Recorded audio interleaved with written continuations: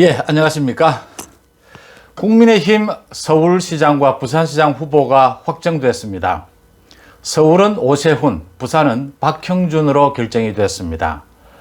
서울은 오세훈과 나경원이 아주 치열한 승부를 벌이지 않을까, 마지막까지 예상할 수 없는 격전을 벌였습니다. 결과는 오세훈 41%, 나경원 36%, 조은희 16%, 오신환 10%였습니다. 부산의 경우에는 일찌감치 박형준 후보가 대세론을 계속 유지를 해왔죠. 박형준 53%, 박성훈 28%, 이현주 21%, 박형준으로 결정이 됐습니다. 오세훈과 박형준, 결론은 경쟁력 있는 후보, 민주당 후보에 이길 수 있는 후보, 확장성 있는 후보로 시민들이 선택을 했다, 이렇게 보입니다. 어떤 형태로든지 어떻게 해서든지 민주당 후보를 이겨야 한다라는 게 가장 강력하다, 이렇게 해석이 됩니다. 이젠 좀 폭넓게 중도 보수 합하는 모양을 갖춰야 한다. 그래야 앞으로 대선에서도 정권 교체가 가능하다, 이런 뜻이 그대로 드러났다, 이렇게 보입니다. 오세훈과 나경원은 마지막까지 치열하게 접전을 벌일 것으로 예상이 됐었죠. 근데 오세훈 전 시장이 이겼습니다. 나경원 후보의 경우에도 그동안 오랫동안 자신을 괴롭혀오던 그 민주당 쪽의 공격에 의해서 열 몇 가지에 이르는 이번 선거 과정을, 경선 과정을 통해서 그런 가족들에 대한 의혹을 다 털어내고, 나경원 의원도 새롭게 정치적인, 이번에 경선에서 패하긴 했지만 정치적인 도약을 할 수 있는 계기가 됐다, 이렇게 보이고요. 특히 그 조은희 후보의 정치 신인으로 봐야 하는데, 서초구청장 조은희 후보의 이 활약이 눈부셨다, 볼만했다, 이렇게 보입니다. 오세훈 후보는 그동안 10년 동안 그 서울시장 사퇴를 하면서 박원순에게 자리를 넘겨주면서 그 책임론에서도 좀 시달렸고 여러 가지 힘든 시기를 보냈는데, 국회의원에도 떨어지고 하면서 이번에 국민의힘 후보로 선출이 되면서 많은 부분들을 날려버리고 이제 새롭게 정치를 또 시작할 수 있게 됐다, 이런 가치가 있다, 이렇게 보입니다. 오세훈은 당선된 뒤에 지난 10년 동안 많이 부끄러웠다. 나는 참 여러 가지로 부족하고 많이 못난 사람이다. 다시 열심히 뛰어라 라는 채찍질로 생각하겠다. 안철수 대표도, 그러니까 국민의힘 바깥쪽에서 이제 후보로 선출된 안철수도 축하를 한다. 누가 단일 후보가 되든지 야권이 이기는 선거를 통해서 정권 교체의 교두보를 놓자. 단일화 경선을 통해서 자신이 선택받지 못한다 하더라도 온몸을 던져서 선거운동 마지막 날까지 자기 선거처럼 뛰겠다, 이렇게 밝혔습니다. 부산의 박형준 후보도 MB 정권 이후에는 굉장히 어려운 시절을 보냈죠. 부산에서 국회의원도 2번씩이나 떨어졌고, 어려운 시절을 보내고 주로 방송에서 논객으로 활약을 해왔는데, 이번에 이제 본격적으로 국민의힘 후보, 부산시장 후보로 당선이 되면서 새롭게 자기 정치를 열어갈 기회를 얻었다, 이렇게 보입니다. 정치 신인이죠. 부산시 경제부시장을 지내던 박성훈 후보의 굉장히 돋보이는 성적을 보였습니다. 2위로 28%, 이현주 의원을 누르고 이겼는데 앞으로 정치 가능성을 보여줬다, 이렇게 보이고요. 이현주 의원도 이번에 3위를 하기는 했지만 부산에서는 사실은 정치 신인에 가까운데 부산에서 또 앞으로 정치를 해나갈 수 있는 기반은 마련했다, 이렇게 보입니다. 박형준 후보는 문재인 정권 4년 동안 국민들이 폭주하는 이 정권에 대해서 얼마나 실망하고 분노하는지 현장에서 절실하게 느끼고 있다. 이번 선거는 가장 부끄러운 선거다. 이번 선거에서 정의가 살아있음을 국민들에게 보여줘야 한다, 이렇게 소감을 밝혔습니다. 지금 보시다시피 보궐선거판을 뒤흔들고 있는 것은 문재인 정권의 그 코로나 재난지원금, 그 다음 가덕도 신공항입니다. 가덕 신공항에 대해서, 부산 시민들은 가덕 신공항을 추진하는 것은 옳지만 저렇게 특별법을 통해서, 저렇게 아주 부실하기 짝이 없는 특별법을 통해서 추진하는 것, 선거에 이용하는 것은 반대한다는 걸 분명하게 밝혔죠. 또 부산시장 선거가 있게 된 그 원인을 제공한 오거돈 전 부산시장이 그 집안이 가덕도에 많은 2만 평이 넘는 땅을 가지고 있다. 그래서 가덕 신공항은 누구를 위한 신공항이냐 이런 얘기까지 나오고 있는데, 부산에서는 15년 이상 그 땅은 처분하는 것이 당당하고 맞다라는 이야기가 있어 왔는데, 그걸 아직도 처분하지 않고 있으면서 이번에 이런 논란에 휩싸여서 더더욱 가덕 신공항을 선거에 이용하려고 하는 문재인 정권에 대해서는 부산 시민들이 절대로 그걸 용납하지는 않을 것이다. 저는 이렇게 보입니다. 가덕 신공항 문제 없이, 정말 가덕 신공항은 여야 없이 추진해야 될 부분이고, 지금 부산시장 선거를 뽑는 것은 전혀 다른 차원의 앞으로 부산시의 발전을 위해서 선택을 해야 되는 문제다, 이렇게 보고요. 서울시장 선거에 있어서 재난지원금이다 해서 지금 문재인 정권이 굉장히 보궐선거판을 흔들고 있는데, 저는 야권에서 후보 단일화만 성공을 한다면, 아름답게 마무리 짓는다면 이길 수 있는 선거일가 될 것이다, 이렇게 봅니다. 문제는 아름다운 단일화를 할 수 있느냐.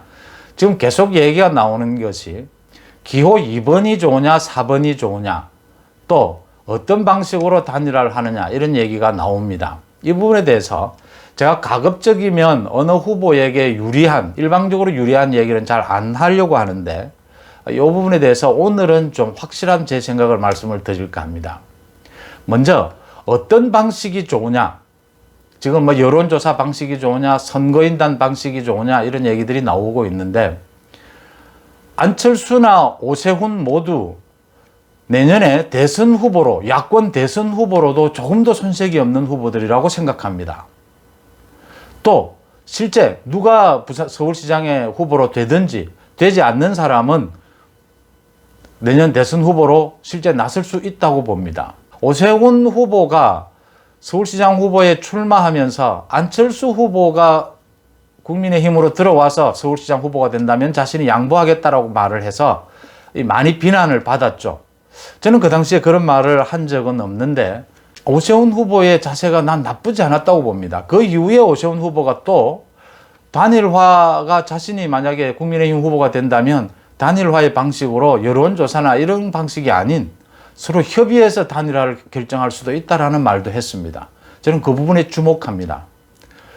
이제 국민의힘의 지도부, 김종인 위원장을 비롯해서 많은 지도부나 다른 사람들은 빠져 뒤로 물러나는 것이 맞습니다.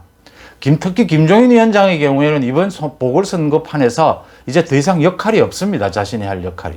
이제 여기에 경선 룰이나 이런 거에서 어떤 왈부왈부 할 게 아니고 뒤로 물러서고, 이제는 후보들이 모두 중심으로 나서야 합니다. 선거는 후보 중심으로 하는 겁니다. 당도, 조직도 중요하죠. 이번 보궐선거에서는. 그렇지만 1차는 후보들이 중심이 되어야 합니다.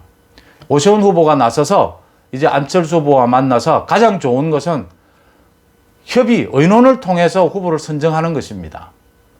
한 사람은 서울시장 후보를 하고 한 사람은 대선 후보를 할 수 있는 겁니다. 어떤 가능성도 열려 있는 겁니다. 또 여론조사도 현실적인 방법입니다. 여론조사를 놓고 안철수의 지지율은 믿을 수 없다, 이런 식의 얘기는 의미가 없습니다.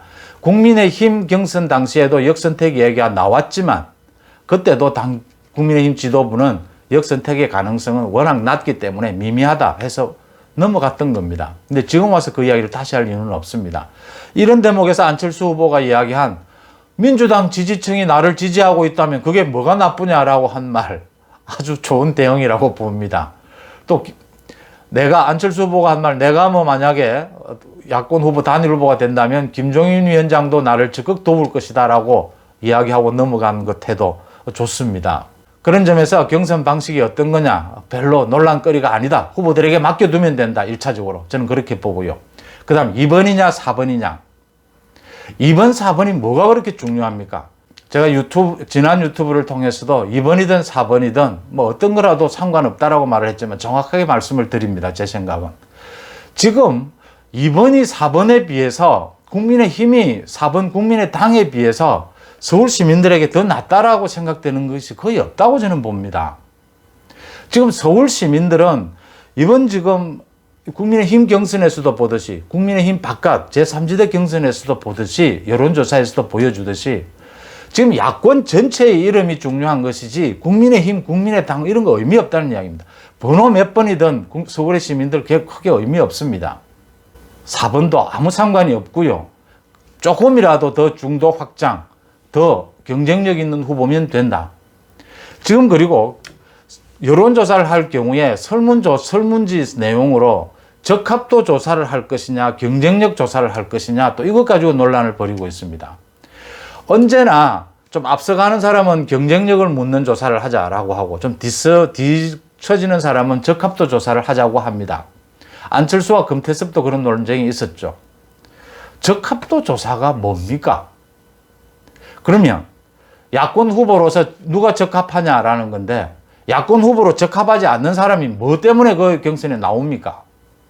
다 야권 후보로 적합한 사람들입니다. 지금 야권 후보로 적합하다, 야권의 정통성에 적합한 사람 뽑아서 뭐 하려고요, 지금? 민주당 후보를 이길 수 있는 후보를 뽑는 게 당연한 것이죠. 이번 경선 결과에서도 보여줬지 않습니까? 국민의힘에서도. 민주당 후보를 이길 수 있는 후보를 뽑아라. 그건 당연한 겁니다. 경쟁력 있는 후보를 뽑아주는 것이. 정치가, 정당이 일반 사회 시민단체와 다른 것은 권력 의지를 가져야 하기 때문입니다. 선거에서 이기지 못하는 정당은 그냥 동창회와 같은 겁니다. 의미가 없는 겁니다. 권력을 차지해서 지지층들이 바라는 정치를 해주는 것이, 그게 정당의 설립 목적이고 의미입니다. 경쟁력이 없는 후보, 선거에서 이길 수 없는 후보는 의미가 없습니다. 적합도 조사를 해서 뭘 하는데요? 적합도 조사는 선거 없을 때 많이 하십시오. 경선에서 여론조사를 하게 되면 경쟁력이 있는 후보를 뽑는 건 당연한 것이고요. 그런 질문을 하는 것은. 그 다음, 꼭 여론조사나 뭐 선거인단 할 필요 없습니다. 오세훈, 안철수에게 맡겨 두십시오. 그러면 전혀 다른 방식으로 뽑아낼 사람들입니다. 그 다음, 이제 국민의힘 지도부는 뒤로 물러나십시오. 보궐선거에서 아무런 의미가 없어졌습니다. 그 다음, 서울과 부산 보궐선거를 놓고 문재인 정권이 재난지원금, 가덕 신공항, 여러 가지 뭐든지 할 수 있는, 나라가 거들이 나더라도 할 수 있는 것은 다 할 겁니다. 하지만 지금 드러나고 있듯이 LH 직원들이 땅 투기를 하고 있었다. 땅 투기가 지금 LH 직원들만 했습니까? 이 정권 사람들 땅값 잡는다, 부동산값 잡는다, 투기를 막겠다고 하고서 거의 대부분의 사람들이 지금 아파트 사재기, 땅 투기해왔던 게 계속 드러나고 있지 않습니까? 이런 위선적인 문재인 정부를 심판해야 하는 것이 가장 중요하다. 지금 야권의 가장 희망적인 것은 안철수, 오세훈, 박형준으로 지금 제가 보기에는 야권이 낼 수 있는 가장 경쟁력 있는 후보들을 내놓았다. 그 다음, 지금 문재인 정권의 불공정, 위선을 심판해낼 수 있는 가장 적임자인 윤석열 검찰총장이 4월 대보선에, 4월 보궐선거에 판을 흔들 수 있는 그런 또 주인공으로 떠올랐다. 윤석열 총장이 사퇴를 하든 사퇴를 하지 않든 지금 권력형 비리수사, 또 검찰의 수사권을 완전히 박탈하는 그 입법에 대해서 윤석열이 정면으로, 거침없이 이제는 문 정권에 대해서 정면으로 대항하고 나서면서 보궐선거 판을 뒤흔들 요인으로 되었다. 이런 점들이 야권의 승리의 기반이 될 것이다. 저는 이렇게 봅니다. 제가 오늘은 좀 구체적으로 제 생각을 말씀을 드렸습니다. 여러분들 생각은 좀 다를 수도 있을 겁니다. 또 후보별로 또 섭섭한 것도 있을 겁니다. 그렇지만 저는 이번 경선이 상당히 잘 됐고, 또 야권 후보 단일화 경선도 잘 될 것이라고 봅니다. 모두 다 야권이 갖고 있는 자산들이다. 훌륭하다. 이렇게 생각을 합니다. 어차피 서울이나 부산 모두 상당히 박빙의 승부가 될 것으로 예상이 됩니다. 모든 것을 끌어모아서 가장 경쟁력 있는 형태로 야권이 지금 단일화를 해야 된다. 이렇게 생각이 됩니다. 고맙습니다.